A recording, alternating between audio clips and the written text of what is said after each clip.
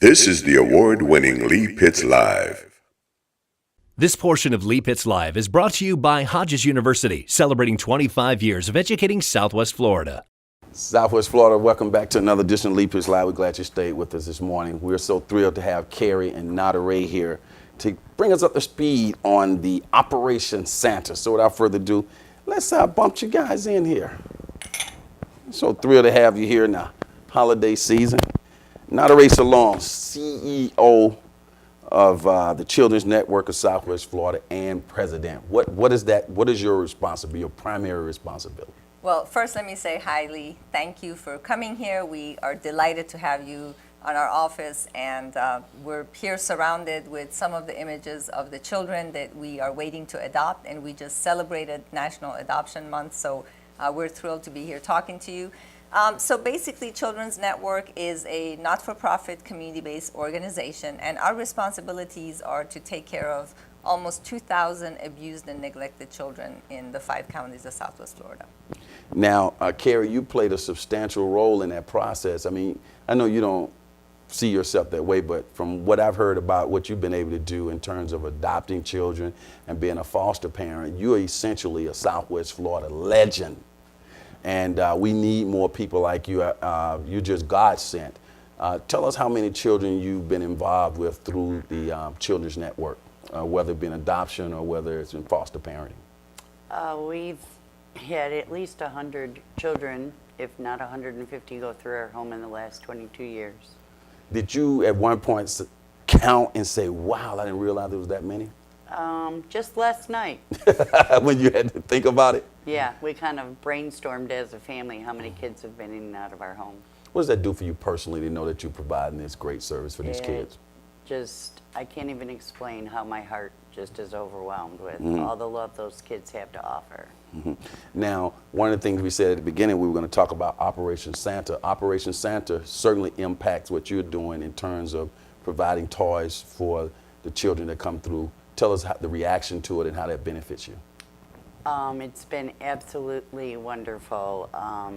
The kids receive 2 wishes, which is wonderful, from very generous donors, and they get the wishes they come with, the ones that are super special to them. And there's, you know, when children are foster children, it's hard for them to have any hope for the future or feel attached, and having their wishes granted is really grateful. Now, Operation Santa is really unique, Nadereh. It's not like we would think, hey, kids just get toys. We actually have the public participating, getting the children the toys, and the children get specifically the toy that they request from a list. Kind of run that down to our TV audience. Sure. So Operation Santa is just a phenomenal way that the community shows its support and love for the kids that have lost their parents and have been traumatized through, you know, a series of incidents through their lives. So we have many generous donors, and they come in all sorts of, you know, different businesses, civic organizations, faith community, churches, neighborhoods, business owners. They all come to us and say, we want to sponsor kids. And some sponsor as many as 500 kids down to 5, whatever they can afford. And so the kids get their specific wishes, and we then turn that over to the donors who go and purchase the gifts for the kids and wrap them. And we also have volunteers that deliver the gifts to the children and get to see the finished result and the smile that it puts on these kids' faces. And what's really important is that it shows these kids that community and ordinary people that don't necessarily know these kids truly care about them and want to help them through this healing journey. Now, when I first got exposed to Operation Santa last year, and I saw the process and how it works and how the community got involved, and I was lucky enough to be able to help in getting some of the toys delivered. You had regular people who are driving out to these houses and delivering these toys, which I thought was so special, and all of them get a special feeling as well from delivering the toys, and then you got this other piece, they get us feel good about providing the toys. Talk about that. Absolutely. So there's a role for everyone, right? So some people really get their hearts filled with joy when they actually get the wishes and purchase the gifts. We have a lot of volunteers that come and wrap the gifts. And then we have volunteers, and last year, thank you, Lee, for getting all the fraternities involved to sororities, actually, and sororities and fraternities involved in the delivery process. So everybody gets to feel good and touch a piece of the process And it takes a team and it takes a community to come together and make this possible. Now, the toys themselves, you have a list. So if, let's say people are watching right now, say, hey, I want to be involved in Operation Santa in some type of way. Let's say I want to purchase some toys. They don't have to be rich. These toys are reasonably priced. Absolutely. The wishes are, we ask the caregivers to keep the wishes under $50 and $60 combined. So, you pick up a couple of gifts for an infant, it could cost you maybe 20, 30 bucks.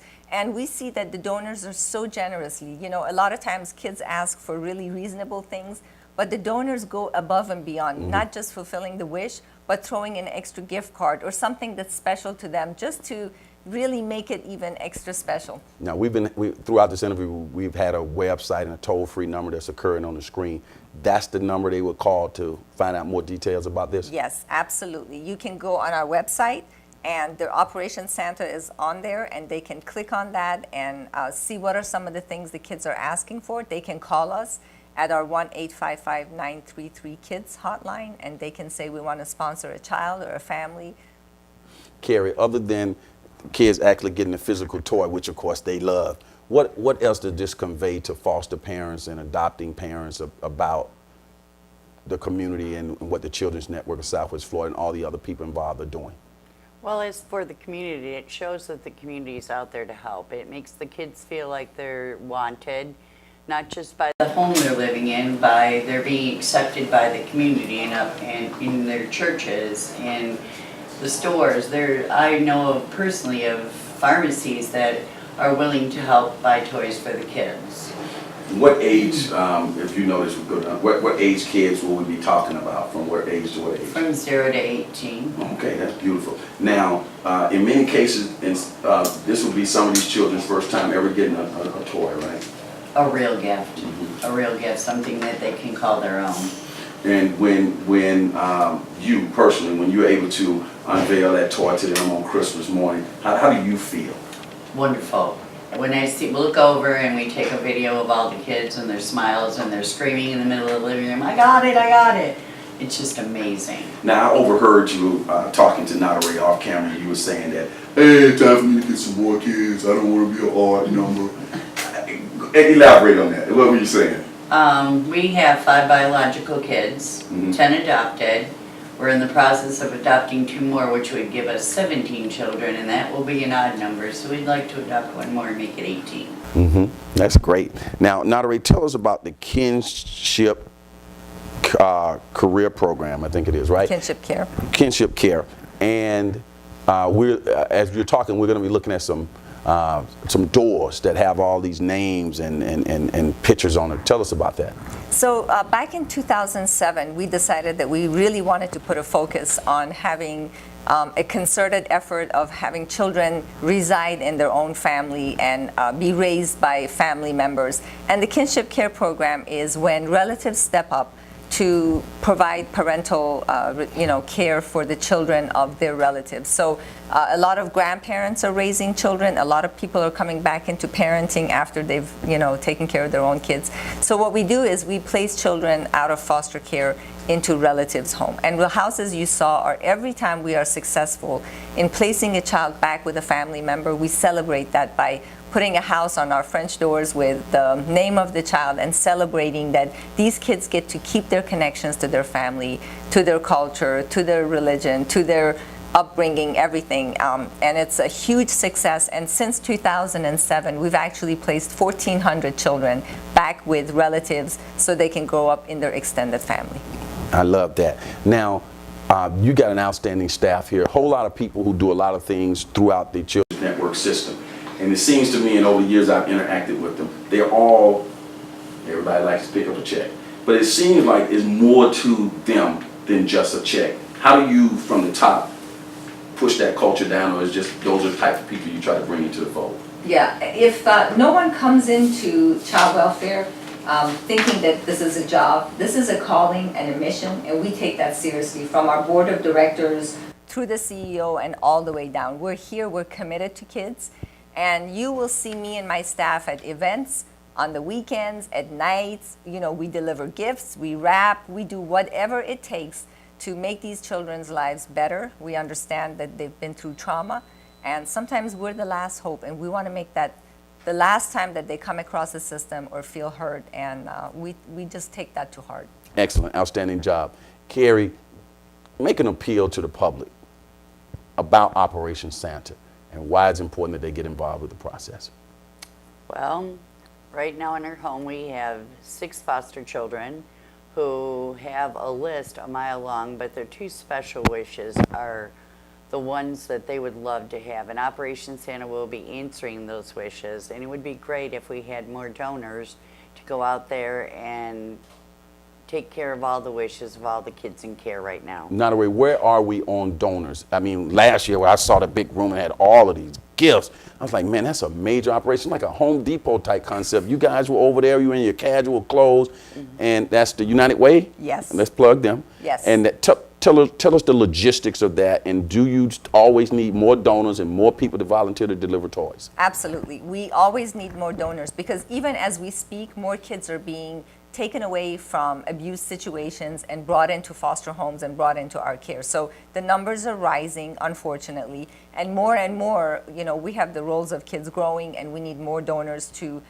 provide support and a gift to make all the kids' Christmases come true. And United Way has been an amazing partner. We use their office as our North Pole. All the donors deliver their gifts there, and from there they're distributed through the volunteers to the kids. So it's a logistical beauty, if I say so myself. I can't think of his name now. He might kill me. The tall guy at United Way. Cliff. Cliff, I'm plugging you, man. Cliff and I played basketball together back in the day. Yeah. I used to dunk on you, Cliff. Cliff does a great job in orchestrating a lot of things. He's kid-oriented all the way. How did this Operation Santa first come about? So, we have had a lot of donors over the years that individually wanted to help kids. And at some point, we decided we need to really become a collaborative, cohesive system. So we linked everyone together, and we made this an operation so everyone can have a part. From our big donors, like I said, who provide gifts for 500 kids, to 250. I mean, there's some generous people in this community that I just want to say thank you and bless you for having the big heart that you do, down to individual people that just call my office and say, I have the means to support one child. Can I do that? And we're like, absolutely. So it's a collective effort, and the need is great. So we are always, looking for more donors to provide the last-minute gifts for all the kids that are still coming into care. And the process is pretty simple. It's not a lot of red tape. They contact you. Yep, they contact us. They tell us how many kids they would like to do wishes for. We give the wish list to them. They will purchase. They deliver the gift back to us, wrapped, and we then go from there. Absolutely. Operation Santa, people. If it's your first time hearing about it, get involved. It's an outstanding program. Kerry, continued success with the great work you do. You're one of America's great citizens. Yes. Thank you. And Nadereh, of course, all the love for hosting Lee Pitts Live here, and keep up the good work. Okay? Thank you. It's good to have you. Okay, so as the saying goes on this particular show, for those who say it can't be done, they're usually interrupted by those like the fine people at the Children's Network of Southwest Florida, and people like Kerry, who are adopting children and foster parenting, who are doing it right here on Lee Pitts Live. We come back, we'll talk to a candidate for Lee County Sheriff. DDO James is here. We'll be right back.